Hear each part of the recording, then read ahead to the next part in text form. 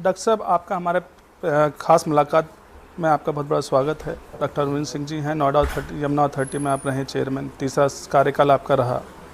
तो आपका बहुत बहुत स्वागत है हमारे ख़ास मुलाकात प्रोग्राम में। आपको बहुत आभार। डॉक्टर साहब, एक बड़ा सवाल, यमुना अथॉरिटी में बहुत लंबे समय से एयरपोर्ट को लेकर बड़े असमंजस रहा, मायावती की सरकार से ही एक बड़ा प्रोग्राम रहा, इसके लिए आपको क्यों चुना गया? नहीं, ये तो सरकार जिम्मेदारी अधिकारियों को देती है। अधिकारियों का दायित्व है कि अपने जो काम सौंपा जाए उसको पूरा करें। तो हम सब लोगों ने लग करके इस काम को शुरू किया। सरकार आने के बाद ये तय किया गया कि जेवर में एयरपोर्ट के लिए सहमति दी जाए और कैबिनेट ने ये सहमति दी। उसके बाद हम लोगों ने काम शुरू किया और उसके लिए पहले यहाँ ऑब्स्टिकल लैंडिंग सर्वे कराया गया कि यहाँ कोई ऑब्स्टिकल तो कोई कठिनाई तो नहीं एयरपोर्ट के लिए। उसके बाद इन प्रिंसिपल अप्रूवल के लिए एक कंसल्टेंट पीडब्ल्यूसी का चयन किया गया। उसने पूरी स्टडी की, ट्रैफिक स्टडी की, अदर स्टडीज़ की कि इस एरिया में क्या पोटेंशियल है, कार्गो का क्या पोटेंशियल है, ट्रैफिक का क्या है, कितना बड़ा हिंटरलैंड होगा, कितनी बड़ी आबादी को कैटर कर सकेगा। चूँकि ये दिल्ली देश की राजधानी है तो यहाँ डुअल एयरपोर्ट की एक आवश्यकता महसूस बहुत बरसों से की जा रही थी। और जिस तरह से एविएशन सेक्टर में ग्रोथ हो रही है और सबसे फास्टेस्ट ग्रोइंग सेक्टर है, तो ये माना जा रहा था कि दिल्ली का सैचुरेशन बहुत जल्दी अगले 4 से 5 साल के अंदर हो जाएगा। तो दूसरे एयरपोर्ट की तत्कालिक आवश्यकता है। तो उस स्टडी के बाद फिर लैंड एक्विजिशन का काम शुरू हुआ। लैंड एक्विजिशन के काम में SIA हुई, इन्वायरमेंटल क्लियरेंस हुई और उस सभी क्रम के बाद अब काफ़ी स्थिति ऐसी है कि हम लोग लगभग किनारे पे पहुंच गए हैं। अब ज़मीन तो अच्छा गांव में है और 13 से 34 हेक्टेयर ज़मीन यहाँ पर एक्वायर की जानी थी और रिज्यूम की जानी थी। उसमें सभी गांव का अवार्ड हो गया, सभी गांव की ज़मीन ले ली गई और उसके पोजीशन का काम चल रहा है। और करीब 5.5 हेक्टेयर ज़मीन ऑलरेडी हमारी पोजीशन में आ चुकी है। यमुना अथॉरिटी को जिला प्रशासन द्वारा सौंपा दिया जा चुका है और हम उत्तर प्रदेश सरकार के सिविल एविएशन डिपार्टमेंट की बिहाफ पे उस ज़मीन का पोजीशन ले रहे हैं। इसके अलावा हमारी बिडिंग 30 मई को प्रारंभ हो गई थी। बिडिंग चूँकि ये ग्लोबल बिडिंग हो रही है इसलिए 6 महीने का समय इसमें दिया गया है। और इसके बाद प्री बिडिंग हमारी 15 जुलाई को हुई। जो बिड क्वेरीज आई थी उसके बारे में सभी विभागों में, मिनिस्ट्री ऑफ सिविल एविएशन में, एरा में, DGCA में, BCS में, डिफेंस मिनिस्ट्री के तमाम इशूज़ थे। उन सब के साथ बैठकें करके अब सभी बिड क्वेरीज जो हैं वो लगभग पूरी की जा चुकी हैं और 15 सितंबर तक सभी बिड क्वेरीज का जवाब दे दिया जाएगा। उसके बाद 30 अक्टूबर तक बिड पड़ेगी। अब तक 18 बिडर्स ने बिड खरीदी है और नवंबर के पहले हफ्ते में टेक्निकल बिड खुलेगी और चौथे हफ्ते में फाइनेंशियल बिड खुलेगी। तो ये अब अंतिम चरण में है। एयरपोर्ट लगभग बनने को है और उम्मीद की जाती है कि दिसंबर के पहले हफ्ते में कंसेशनर जो भी डेवलपर होगा उसका चयन हो जाएगा और उसके बाद जनवरी-फरवरी से यहाँ काम निर्माण शुरू हो सकेगा। शुरू में ये 2 रनवे का होगा एयरपोर्ट और अभी हम 6 रनवे के लिए स्टडी भी PWC से करा रहे हैं, जैसा कि राज्य सरकार ने निर्णय लिया है और माननीय मुख्यमंत्री जी द्वारा बार बार इसकी समीक्षा की जा रही है। और ये कहा जा रहा है कि यह अपने आप में एक स्टेट ऑफ आर्ट एयरपोर्ट बने और मैक्सिमम सबसे बड़ी क्षमता का बने। देश में इतनी बड़ी क्षमता का एयरपोर्ट अभी कोई नहीं है। अभी शुरुआती दौर में ज़रूर है कि ये 2 रनवे का है, लेकिन भविष्य में 6 रनवे तक जाएगा और आवश्यकता पड़ी और अगर जो ट्रैफिक डिमांड हुआ तो 8 रनवे का भी एयरपोर्ट बनेगा। तो यहाँ पर जगनपुर अफजलपुर जो जगह है जो कि फार्मूला 1 के सामने, वहाँ पर ईस्टर्न पेरिफेरल एक्सप्रेसवे जो है वो 2 उतार और 2 चढ़ाव के साथ, 2 इंटरचेंज के साथ जुड़ जाएगा ईस्टर्न पेरिफेरल से। तो इससे तो पश्चिमी उत्तर प्रदेश की कनेक्टिविटी भी बढ़ जाएगी इस एयरपोर्ट की और दूसरा ये आगे जाकर के ईस्टर्न पेरिफेरल एक्सप्रेसवे से जो हम फरीदाबाद और पलवल उतरते हैं वहाँ से स्लीपेज रोड भी बनाई जा सकेगी एयरपोर्ट जाने के लिए, IGI जाने के लिए, in addition to other infrastructure जो कि हम अभी इन्विसाइज कर रहे हैं और जिस पे स्टडी करा रहे हैं। तो चारों तरफ से कनेक्टिविटी का जाल बिछाने की योजना है जिससे कि यहाँ आने वाले यात्रियों को लाया जा सके और किसी को कोई असुविधा ना हो, क्योंकि आज दिल्ली में को डीकंजेस्ट करना बहुत ज़रूरी है। अभी हम गाजियाबाद और नोएडा के लोग जब दिल्ली जाते हैं, यहाँ तक कि दिल्ली के लोग भी जब एयरपोर्ट जाते हैं तो उनको पीक आवर्स में 1.5 घंटे से 2 घंटे का सामना करना पड़ता है। तो उसको डीकंजेस्ट करने में अगर हमारे यहाँ से भी जाने में 1.5 से 2 घंटा लगेगा तो उसका कोई मतलब नहीं रहेगा। इसलिए रैपिड रेल जैसे व्यवस्था भी करने की बात है जो कि 40 से 42 मिनट में यहाँ से IGI पहुँच सकती है केवल 4 स्टेशन के द्वारा। तो अशोकनगर से वो पास हो रही है नोएडा में, तो हम लोगों का प्लान है कि वो अशोकनगर उसका एक स्टॉपेज हो या बीच में एक परी चौक स्टॉपेज हो, उसके बाद सराय काले खां और धौला कुआं और फिर IGI। तो 4 स्टॉपेज के साथ अगर 40 से 45 मिनट के बीच में अगर आप ट्रेवल कर सकेंगे तभी यहाँ पर यात्री आना पसंद करेंगे, यात्री आएंगे। तो उस दिशा में भी काम हो रहा है और कनेक्टिविटी इज़ दी की फॉर दिस एयरपोर्ट, तभी एयरपोर्ट सफल होगा। तो वो हमारा सबसे बड़ी प्रायोरिटी है। बाकी लैंड हमारे पास लगातार आ रहा है और ये टेंडरिंग का प्रोसेस अपने फुल स्विंग में है।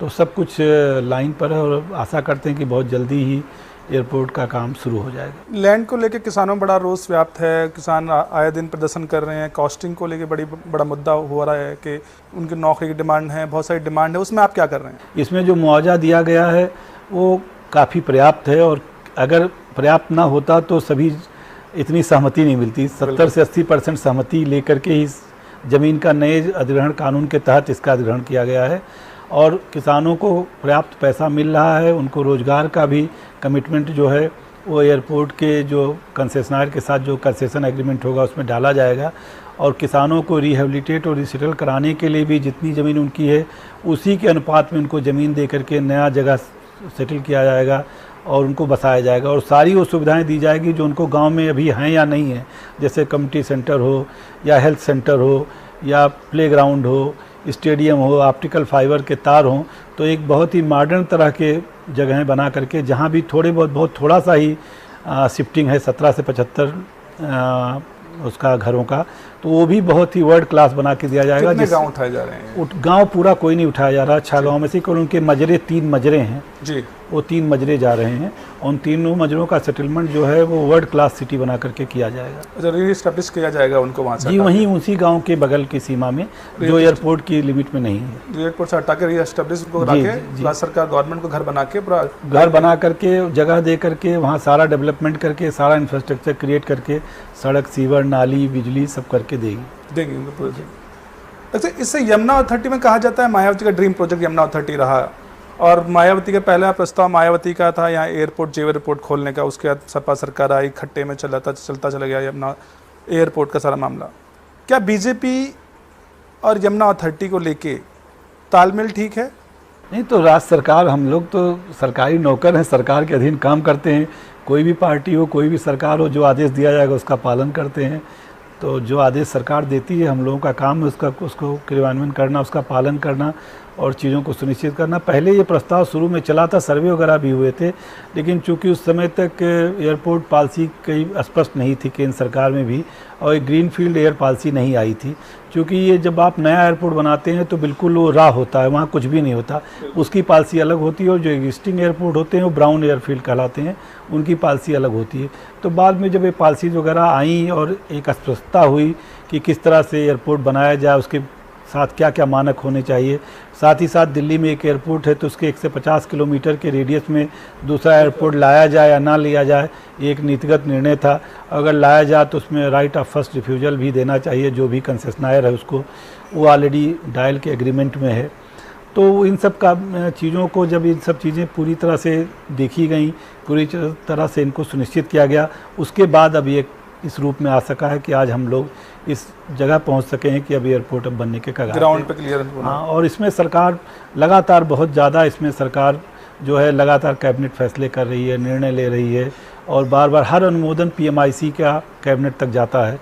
तो इसलिए बहुत ही ट्रांसपेरेंसी के साथ एक PPP मॉडल पे बनाया जा रहा है, जिसमें लैंड जो है हमेशा राज्य सरकार की इक्विटी रहेगी और जो प्राइवेट प्लेयर होगा वो एयरपोर्ट बनाएगा। अच्छा, वो PPP मॉडल में क्या शेड्यूल रहेगा, मतलब प्राइवेट प्लेयर्स में आप क्या देखना चाह रहे हैं? नहीं, PPP मॉडल का होता है कि पब्लिक प्राइवेट पार्टनरशिप। तो पब्लिक का हिस्सा हो गया लैंड, तो लैंड हो गया राज्य का, पब्लिक मतलब स्टेट हो गया, राज्य सरकार का लैंड हो गया। तो वो 26% स्टेक ये इसका जो ज़मीन की कीमत है वो राज्य सरकार वहन कर रही है। उसके लिए उन्होंने 4 Noida authority, greater Noida authority, Yamuna authority और राज्य सरकार खुद, इन चारों को मिला करके एक कंपनी बनाई है, नायल उसका नाम है, नोएडा इंटरनेशनल एयरपोर्ट लिमिटेड। इस एयरपोर्ट का नाम भी नोएडा इंटरनेशनल एयरपोर्ट जेवर अभी जो कागजों में है, बाद में तो राज्य सरकार द्वारा इसका जैसा भी निर्णय किया जाएगा। तो उस नायल में चारों की भागीदारी है और वही चारों एजेंसीज मिलकर के इसका निर्माण करा रही हैं। तो पब्लिक हो गया और प्राइवेट में कंसेशनर जो आएगा वो प्राइवेट कहलाएगा। तो जो आएगा वो डेवलप करेगा, उस हिसाब से हम लोगों को जो है पर पैसेंजर टैक्स देगा और जो गवर्नमेंट को टैक्स मिलेगा वो उसी आधार पे पैसा धीरे धीरे निकलता रहेगा, जो पैसा राज्य सरकार ने लगाया, जो इन्वेस्ट किया गया राज्य सरकार द्वारा। कार्गो एक बहुत बड़ा सिस्टम है दिल्ली में, कार्गो का एक बहुत बड़ा वर्डन है जिसको बोला 100% कार्गो शिफ्ट कर दिया जाएगा नए एयरपोर्ट में। इसके लिए यमुना अथॉरिटी क्या पूरा प्लानिंग कर रही है कार्गो? बहुत बढ़िया प्रश्न आपने पूछा। क्या इस समय जो इंदिरा गांधी अंतर्राष्ट्रीय एयरपोर्ट है उसमें एयर कार्गो का 51% केवल गाजियाबाद और गौतम बुद्ध नगर से आता है। ये गाजियाबाद गौतम बुद्ध नगर दो ऐसे ज़िले हैं जहाँ से खिलौने हों, चाहे छोटे छोटे इलेक्ट्रॉनिक पार्ट हों, चाहे इलेक्ट्रॉनिक कंपनियों के अपने अपने कंपोनेंट हों, ये सब काफ़ी बाहर भी जा रहे हैं और बाहर से आ भी रहे हैं। तो एयर कार्गो का अभी आज की तारीख में 51% ही पहले से ही नोएडा और गाज़ियाबाद के पास है। तो उन दोनों के इतने बड़ा हिस्सा होने के नाते स्वाभाविक है कि यहाँ कार्गो एक्टिविटी होगी, तो कार्गो का ही बहुत बड़ा हब बनेगा और निश्चित तौर से एयर कार्गो इसकी सबसे बड़ी प्राथमिकताओं में से एक है।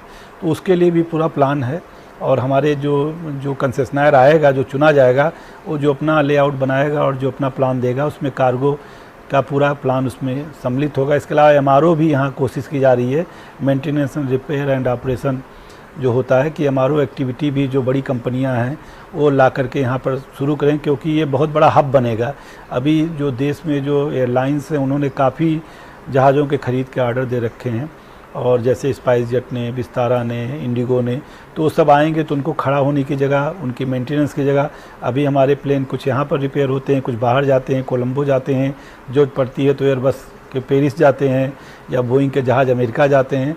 तो अगर यहाँ पर अगर एमआरओ का बहुत बड़ा सेंटर हो जाएगा तो बहुत बड़ी चीज़ होगी और साथ ही साथ देश की इकोनॉमी में बहुत बड़ा बूस्ट मतलब रिपेयर के लिए भी अलग से प्लान कर रही है जी, एमआरओ के लिए भी और एमआरओ के लिए प्लान कर रहे हैं कि अलग से उसके लिए हम सर्विस प्रोवाइड कराएंगे। जी बिल्कुल। तो उसके लिए यमुना योगदान देगी या राज्य सरकार देगी? नहीं, राज्य सरकार स्तर पे सारे लोग मिल करके बात करेंगे, क्योंकि बड़ी कंपनियां एयरबस और बोइंग बहुत बड़ी कंपनियां हैं, तो भारत सरकार और राज्य सरकार के स्तर पे बात की जाएगी और जो भी उसमें जो जिस तरीके से, जिस प्रोत्साहन के साथ और जिस क्लियरिटी के साथ ये कंपनियां अगर आ सकें तो बहुत बड़ी उपलब्ध होगी यहाँ के इलाके के लिए भी और देश के लिए भी।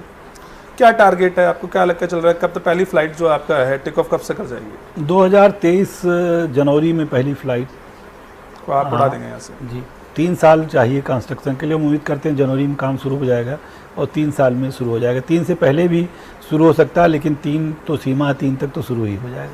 किस किस कंपनी, अभी आपने जो टेंडर निकाला है एयरपोर्ट अथॉरिटी के लिए बनाने के लिए, किस किस कंपनी ने अप्लाई किया है इसमें? देश की सभी बड़ी कंपनियों ने जो एयरलाइन बिजनेस में है उन सभी ने अप्लाई किया है।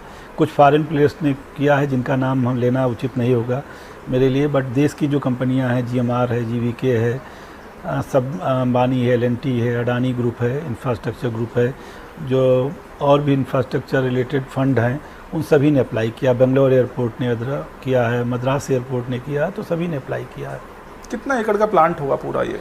अभी पहले चरण में 13 से 34 हेक्टेयर है, तो लगभग 32 एकड़ का। लास्ट चरण तक कितना हो जाएगा पूरा प्रोजेक्ट जो है, कितने एकड़ का होगा? टोटल लैंड कितनी है? नहीं, अभी हमने तो 5000 हेक्टेयर, करीब 12,500 एकड़ की ज़मीन यहाँ चिन्हित की है एविएशन हब के रूप में, लेकिन पहले चरण में इसको अभी इतना कर रहे हैं 32 एकड़ में।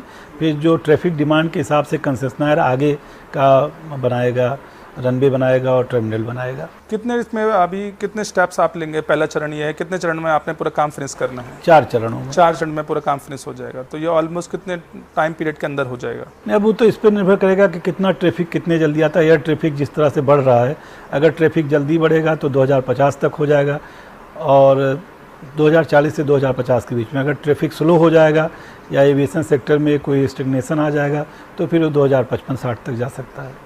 एयरपोर्ट अथॉरिटी, एयरपोर्ट बनने से यमुना अथॉरिटी को क्या बेनिफिट्स रहेंगे? यहाँ की क्या सुविधाएं, आप क्या प्लानिंग लेके चल रहे हैं यमुना अथॉरिटी के लिए कि क्या व्यापारिक कितना यहाँ दृष्टिकोण से क्या बेनिफिट रहेगा, रेजिडेंशियल से क्या रहेगा, मतलब यमुना अथॉरिटी कितने बेनिफिट डायरेक्टली और इनडायरेक्टली मिलेंगे? जी, एयरपोर्ट आने से सबसे पहले तो इस पूरे इलाके का कायाकल्प हो जाएगा, गौतम बुद्ध नगर का और उसके लगे हुए समीपवर्ती ज़िलों का, और यहाँ इकनॉमी लगभग 7 गुना बढ़ने का अनुमान है हम लोगों का। यमुना अथॉरिटी के चूँकि यह सूचित क्षेत्र में एयरपोर्ट बन रहा है तो सबसे ज़्यादा फ़ायदा यमुना अथॉरिटी को ही मिलेगा, स्वाभाविक है। तो इसके चारों तरफ हम लोग जो है एयरपोर्ट सिटी एक बनाने की, स्टेट ऑफ सिटी या एक जो है ऐसे इस प्रकार का शहर बसाने की योजना कर रहे हैं जिसमें आधुनिक शहर की सभी सुविधाएं मौजूद हों। इसके साथ साथ मंडी जैसी चीज़ जो यहाँ के किसानों के इकनॉमी को बढ़ा सकती है। मंडी को बनाने का प्रोग्राम है, कन्वेंशन सेंटर का प्रोग्राम है, बायोडाइवर्सिटी पार्क बनाने का है, तो इस पर भी काफ़ी स्टडी टैंक से हम करा रहे हैं और पूरा का पूरा एक नया शहर इसके चारों तरफ बसाएंगे।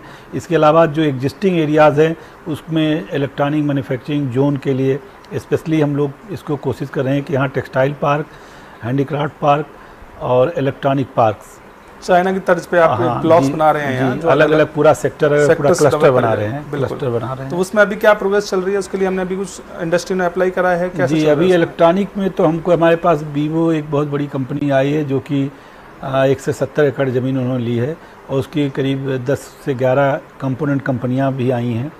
तो उनके द्वारा एक क्लस्टर लिया गया है सेक्टर 24 में और वहाँ पर उन्होंने काम भी शुरू कर दिया है, उनका कंस्ट्रक्शन वर्क चल रहा है। तो एक बहुत बड़ी ये कंपनी आने से यहाँ लगभग 4 लाख पर डे मोबाइल बनाने की उनकी योजना है। तो अब उसके साथ साथ अन्य जो इलेक्ट्रॉनिक कंपनियां वो भी यहाँ पर अप्लाई कर रही हैं। इसके अलावा सेक्टर 32 में नॉर्मल इंडस्ट्रीज़ में भी बड़ी कंपनियां आ रही हैं। 1-2 फॉर्च्यून 500 कंपनियों ने भी अप्लाई किया है लेकिन अभी अलॉटमेंट प्रोसेस में है, अभी पिछले हफ्ते ही अप्लाई किया है। इलेक्ट्रॉनिक के लिए हमने 2 और सेक्टर एक्सप्रेसवे पे चिन्हित कर दिए हैं, सेक्टर 21 और 28। वहाँ पर कोशिश कर रहे हैं कि बड़ी कंपनियाँ आएँ जो कि यहाँ के इंडस्ट्रियल एनवायरनमेंट को पूरा बदल दें और एम्प्लॉयमेंट जनरेट हो। एम्प्लॉयमेंट जनरेट करना सबसे बड़ी प्राथमिकता है क्योंकि अगर इंडस्ट्री आए, एम्प्लॉयमेंट जनरेट ना हो तो कोई फ़ायदा नहीं, सभी को फ़ायदा मिलना चाहिए, सारे स्टेक होल्डर्स को। और सबसे पहले यहाँ के किसानों को, जो लोग यहाँ रहते हैं, यहाँ के निवासी जो बनेंगे, जो रेजिडेंट आएंगे, उनको फ़ायदा मिलना चाहिए। तो उसके लिहाज से इलेक्ट्रॉनिक की बड़ी बड़ी कंपनियाँ अगर आएंगी तो फ़ायदा मिलेगा। इसके अलावा टेक्सटाइल पार्क में जो हम बना रहे हैं उसमें भी उम्मीद है कि करीब 2 लाख लोगों को रोज़गार मिलेगा, जिसमें महिलाओं को और लड़कियों को विशेष तौर से, क्योंकि हाथ का काम होता है। इंडिया में वैल्यू एडिशन बहुत बड़ी चीज़ है, हाथ का काम ही वस्त्र उद्योग में बहुत बड़ा काम है, हस्तशिल्प वाला जो हस्तशिल्प का जो काम है, तो वो उसके तरफ काम कर रहे हैं।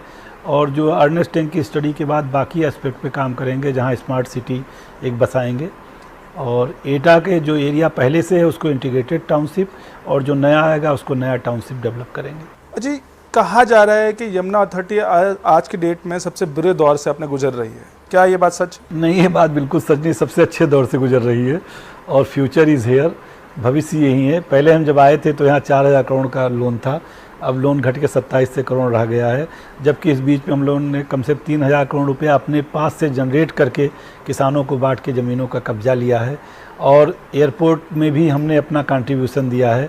इसके बावजूद भी हमने लोन नहीं लिया है पिछले काफ़ी दिनों से, तो हम लगातार अच्छा कर रहे हैं और इस साल 1000 करोड़ रुपया लोन और कम कर देंगे। तो इस लोन में सबसे बड़ा योगदान पीसी गुप्ता जी का मान लें हम? नहीं, ऐसा नहीं है, पहले से भी कुछ लोन थे, बाकी काफ़ी ज़मीन खरीदने में काफ़ी पैसे लगाए गए, लिए गए और कुछ ऐसी ज़मीनें भी खरीदी गई जिनकी आवश्यकता नहीं थी। तो निश्चित तौर से वो कमी रही हमारी योजना में और हमारे मास्टर प्लान की चीज़ों को देखने में, तो वो अब ठीक कर लिया गया। अब बिल्कुल ज़मीन वही ली जा रही है जो बिल्कुल ज़रूरत है और जहाँ पर विकास कार्य हो सके और जहाँ पर कि यहाँ के लोगों के सपनों को पंख लग सके, उस दिशा में हम काम कर रहे हैं।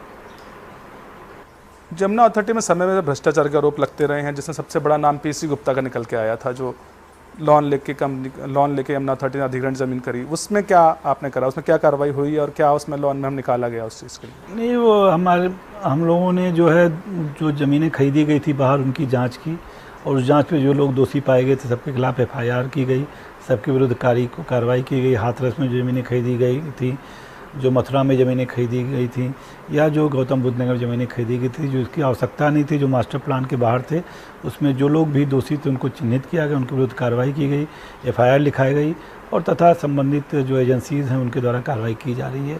अब इस प्रकार की 100% ट्रांसपेरेंसी है, यहाँ काम में किसी प्रकार की कठिनाई नहीं है, पारदर्शिता है और हम लोग ये कोशिश कर रहे हैं कि हम अपने सर्वश्रेष्ठ दौर में जाएँ और यहाँ से और आगे बढ़ें। डॉक्टर साहब, 3rd टेन्योर चल रहा है यमुना प्राधिकरण में, इससे पहले 2 टेन्योर में क्या एक्सपीरियंस रहा और आपके लिए इस टेन्योर में क्या सबसे बड़ा चैलेंजिंग होकर निकल रहा है, जिसके लिए आपको मुख्तिया काम करने के लिए राज्य सरकार ने अपॉइंट किया, आपका रिटायरमेंट हो गया, उसका फोर्सफुली आपको फिर भी एक्सटेंशन दिया गया और आप पे भरोसा जताया गया, तो उसमें क्या चुनौतियाँ थी इतनी बड़ी? तो राज्य सरकार का आभार है कि उन्होंने हमको ये जिम्मेदारी दोबारा सौंपी है और इसमें पहले हम लोगों ने इसको शुरू में किसानों से ज़मीनों का कब्जा लेना, किसानों के साथ बात करके उनकी समस्याओं को सॉल्व करना और यहाँ पर जो 21,000 प्लाट पहले अलाट कर दिए गए थे जिनका कब्जा 10 साल नहीं दे पाए, उनके बीच में विश्वास पैदा करना, यहाँ के लोगों के बीच में विश्वास पैदा करना, वो प्रारंभिक फिर उसमें एयरपोर्ट के तरफ काम दूसरे टेन्योर में काफ़ी शुरू हो गया था। और अब इस समय हमारी चुनौती है, ये एयरपोर्ट हमारा पहला लक्ष्य है। फिर एयरपोर्ट के साथ साथ नए शहर का विकास दूसरा लक्ष्य है। यहाँ कनेक्टिविटी बढ़ाना और इसको वर्ल्ड क्लास कनेक्टिविटी देना, चाहे वो मेट्रो के रूप में हो चाहे रैपिड रेल के रूप में हो, तीसरा लक्ष्य है।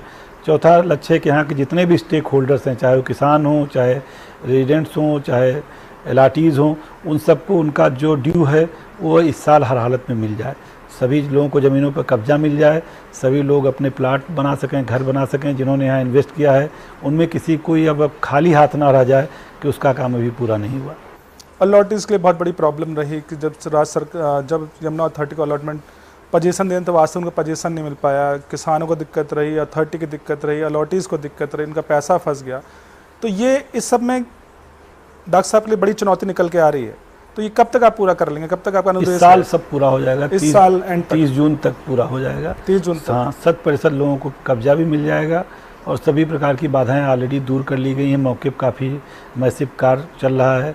अगर आप कभी समय निकाल करके वहाँ देखना चाहें तो देखें, बहुत ही डेवलपमेंट हो रहा है, चारों तरफ डेवलपमेंट हो रहा है। और काफ़ी लोगों को हमने पोजीशन लेटर कम से कम 9000 लोगों को भेज दिए हैं, 12000 लोगों को और पोजीशन लेटर देना है।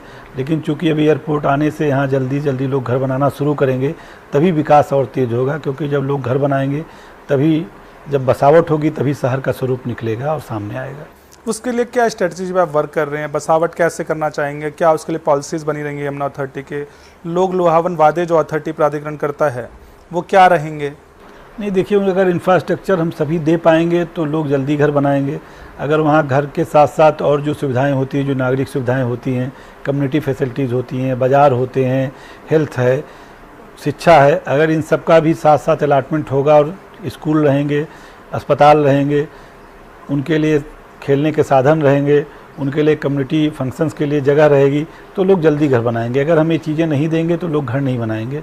तो वो चीज़ें देने का काम लगातार हो रहा है। हम इंडस्ट्रियल इंस्टीट्यूशनल अलाटमेंट लगातार कर रहे हैं और ऐसे इंस्टीट्यूट्स को दे रहे हैं कि जो कि हॉस्पिटल बना सकें, स्कूल बना सकें और वहाँ पर ये सारी चीज़ें लोगों के घर बनाने के पहले शुरू हो जाए। डॉक्टर से बड़ा सवाल, इन सब चीज़ों में आपने जो डेवलपमेंट गिनाया, आपने सुविधाएँ, जन सुविधाएँ गिनाई, लेकिन एक बड़ा सवाल ये उठता है कि लॉ एंड ऑर्डर, जिसके लिए ग्रेटर नोएडा और यमुना अथॉरिटी फेल माने जा रहे हैं। ग्रेटर नोएडा में 100% आबादी और बिजनेस ने डेवलप नहीं हो पाया कि यहाँ लॉ एंड ऑर्डर एक बहुत बड़ा इशू रहा। यहाँ आए दिन मर्डर, अपहरण जैसी घटनाएं हुई। क्या उस पर यमुना भी उसी पैटर्न पे आती है? यहाँ भी लॉ एंड ऑर्डर का बहुत बड़ा एक इशू खड़ा होता है। यमुना जब तक लोगों को सुरक्षा का आभास नहीं होगा तो वो क्यों जोड़ेंगे आपके? फिलहाल यमुना में इस तरह की कोई कठिनाई, चूँकि अभी शहर ही नहीं बसा है, तो नहीं महसूस की जा रही है। लेकिन आपकी बात ठीक है कि पहले ये कठिनाई थी और पहले ये इन्हीं वजह से जो है शहर नहीं बस पा रहे। घटनाएं ग्रेट नोएडा में बहुत सारी उभरी है। अभी आप देखिए एनकाउंटर्स यहाँ हर रोज़ हो रहे हैं। हर रोज़ यहाँ आपराधिक घटनाओं चार्ट जो है नोएडा कंपेयर में बहुत ज़्यादा हाइप रहता है, जिसके लिए ग्रेटर नोएडा फ्लॉप साबित हो रहा है। लेकिन यही मुझे लगता है कि मेन मुद्दा यमुना अथॉरिटी के लिए भी रहेगा कि लॉ एंड ऑर्डर का बहुत, तो यमुना क्या उसके लिए काम नहीं कर रही है प्राधिकरण? नहीं, यमुना निश्चित तौर से जिला प्रशासन के साथ कोऑर्डिनेटेड एफर्ट कर रही है और नए थाने बनाने का भी प्रस्ताव भेजा है, नई चौकियाँ बनाने का प्रस्ताव भेजा है, एक्सप्रेसवे पे दुर्घटनाओं को रोकने के लिए नए पुलिस चौकियों को बनाने का और थाने बनाने का प्रस्ताव भेजा है। और जो भी मतलब जो पुलिस को या जो जिला प्रशासन को जिस तरह की मशीनरी और जिस तरह के इंफ्रास्ट्रक्चर की ज़रूरत होगी वो प्राधिकरण अपने तरफ से बना कर देगा, जिससे कि वो चीज़ें प्रभावी ढंग से कानून व्यवस्था को लागू करने के लिए, उनको इंफ्रास्ट्रक्चर क्रिएट करने के लिए किसी फंड की आवश्यकता ना पड़े और जल्दी से जल्दी यहाँ नया शहर बसने के पहले वो सारी पुलिस व्यवस्था और सारी चाक चौबंद हो सके और प्रशासन पूरी तरह से यहाँ चुस्त रहे। एक बड़ा सवाल डॉक्टर साहब, यमुना प्राधिकरण के इतिहास में ज़्यादा लंबा कोई वक्त अपना कार्यकाल नहीं यमुना अथॉरिटी में एज CEO नहीं दे पाया। आपको क्या लगता है आप कितना बड़ा कार्यकाल आपका यहाँ रहेगा? नहीं, मेरा कार्यकाल तो अब अपने अंतिम चरण में है और मेरी जिम्मेदारी यही है कि मैं एयरपोर्ट पर काम शुरू करा दूं और यहाँ के जो लोग हैं, किसानों को उनका हक मिल जाए और LRTs को उनका प्लाट या घर मिल जाए, तो ये काम पूरा कर दूंगा। उसके बाद कोई और आएगा नया, इसको और आगे नए आयाम तक ले जाएगा। हमेशा जो नया आता अच्छा करता है और हमेशा नए का स्वागत करना चाहिए और पुराने को जाना चाहिए। ये एक मर्यादित ढंग है और ये एक सिविल सर्विसेज की परंपरा भी है। तो मैं भी बहुत ज़्यादा समय तक नहीं चाहता हूँ, मैं भी चाहता हूँ कि लिमिटेड टाइम में अपना रोल पूरा करके 30 जून तक या 15 जुलाई 2020 तक पूरा करके काम, फिर आगे के लोग आएँ और इस काम को आगे बढ़ाएंगे और आगे के लोग बहुत अच्छा करेंगे। अब जो नए लोग आ रहे हैं, जो नए अफसर आ रहे हैं, वो बहुत टैलेंटेड हैं, उनकी नया विज़न है। नए बच्चों का देखिए जो पढ़ाई में है, वो नए दृष्टि के साथ है, नए विज़न के साथ है, नई सोच रहती है। तो नए का हमेशा स्वागत करना चाहिए, हमेशा नया सूरज सुंदर होता है। तो आप बिल्कुल आश्वस्त रहिए, जो यहाँ से और यमुना प्राधिकरण को आगे ले जाने वाले लोग आएंगे, बहुत अच्छे लोग आएंगे। डॉक्टर साहब, एक बहुत बड़ा सवाल आपके लिए कहा जाता है कि डॉक्टर साहब की पढ़ाने में बहुत बड़ी रुचि होती है। रिटायरमेंट के लिए क्या प्लान कर रहे हैं? पढ़ाई के लिए मतलब कॉलेज खोलेंगे या समाज सेवा करेंगे या एक स्टडी में अपना योगदान देंगे? नहीं, कॉलेज खोलने का तो मेरा सामर्थ्य नहीं है और मैं मूल रूप से शिक्षक हूँ। मैंने अपना कैरियर ही शिक्षक के रूप में शुरू किया। मैंने पढ़ाई भी की मैंने काफ़ी, और बहुत बड़ी यूनिवर्सिटी में मैंने पढ़ाया भी। तो मेरी तो यही इच्छा है कि, इच्छा क्या है, मैं इसको करूँगा ही, कि दृढ़ मत है कि मैं बड़े इंस्टीट्यूट्स में जहाँ मैं इंटरनेशनल बिजनेस की मैंने पढ़ाई की है, तो उसको मैं लोगों तक पहुँचाऊँ और बिना पैसे के पहुँचाऊँ। तो इस तरह से एक जो हमने सीखा है जीवन भर, उसको मैं बांट के जाऊँ, क्योंकि बांटने से शिक्षा बांटने से बढ़ती है और ज्ञान भी बांटने से ही बढ़ता है। तो समाज को शिक्षा का योगदान आप बहुत बिल्कुल देंगे, और मेरी सबसे बड़ी इच्छा यही कि मैंने जो कुछ सीखा उसको बांटूं। वैसे बड़े शिक्षक हैं, शिक्षा का आपका इतना बड़ा अनुभव है, शिक्षा के लिए योगदान भी आपका असरनीय है। यमुना शिक्षा के लिए क्या कर रहा है? हम अच्छे इंस्टीट्यूट्स के लिए काफ़ी लोगों से बात कर रहे हैं, और अभी चूँकि अभी अलॉटमेंट नहीं हुआ इसलिए नाम लेना मेरे लिए उचित नहीं है, लेकिन जो देश के अग्रणी जो इंस्टीट्यूट्स हैं, वो भी जो टेक्निकल इंस्टीट्यूट हैं वो भी, और जो बेसिक एजुकेशन में जो बड़े नाम हैं, वो अगले 6 महीने के अंदर आप देखेंगे कि यमुना प्राधिकरण में आ रहे हैं। लोगों ने एप्लीकेशन डाल दी है और अगले 1 हफ्ते से 10 दिन में उनके अलॉटमेंट भी शुरू हो जाएंगे। तो काफ़ी बड़ी इस तरह की चीज़ों को ला रहे हैं जो कि वास्तव में शिक्षा में सुधार कर सकें, बजाय इसके कि ऐसे लोग आ जाएं कि जो कि शिक्षा को व्यवसाय का साधन बनाए और केवल जिन लोगों के पास पैसा वही शिक्षा पा सकें। इसके अलावा जो यहाँ गौतम बुद्ध यूनिवर्सिटी एक बहुत बड़ा इंफ्रास्ट्रक्चर ऑलरेडी क्रिएटेड है, तो उसके साथ भी सहयोग करके यहाँ पर इस तरह की अगर कोई चीज़, उनका कोई कैंपस या IIM जैसे किसी चीज़ का कैंपस खुल सके, IIT का कैंपस खुल सके, उस दिशा में भी हम लोग बात कर रहे हैं। और उम्मीद करते हैं कि ऐसी कोई चीज़ यहाँ ज़रूर आएगी जिससे कि यहाँ के लोगों के लिए एक नई चीज़, नई एक रोशनी दिखेगी कि शिक्षा के क्षेत्र में इतना बड़ा कैंपस आ रहा है। तो शिक्षा में बड़ा योगदान एक डॉक्टर साहब की तरफ से यमुना को प्राधिकरण को मिलेगा? जी, पूरी कोशिश कर रहे हैं, बाकी तो समय ही बताएगा।